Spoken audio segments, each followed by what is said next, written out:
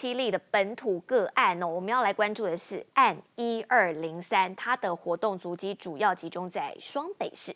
这名个案呢，在5月4号跟5月6号到过新庄的金华亭餐厅，还有泸州的来按摩店、大风车婚宴会馆。店家在接到通知之后，已经暂停营业，紧急消毒了。新北环保局也针对新庄、泸州进行全区大消毒。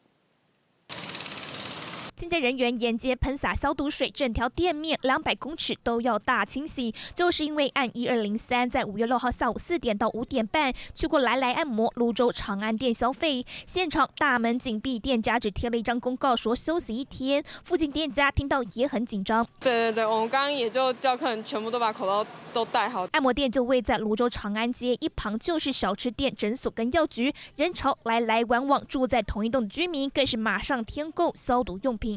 我买这个漂白水啊，酒精要上去的，把楼梯消毒下来啊。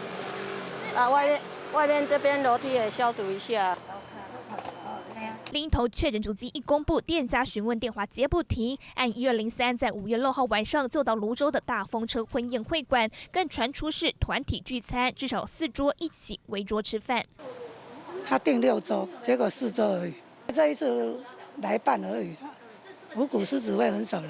店家接到通知，马上就派人把桌巾椅套通通拆下来送洗消毒。有接触的2名员工也在家休息。老板只说很无奈，疫情来生意做不好，现在爆出确诊个案，恐怕出现退订潮。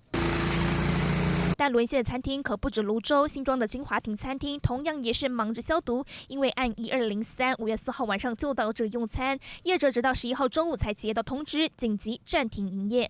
服务人员去做一个裁剪而已他叫我们说再加强消毒，就可以继续营业。案1203足迹曝光，更传出是五股狮子会的前会长，同会成员更是人心惶惶，在群组通知大家不要出门。那容我们把疫调确定了之后，再跟大家做报告。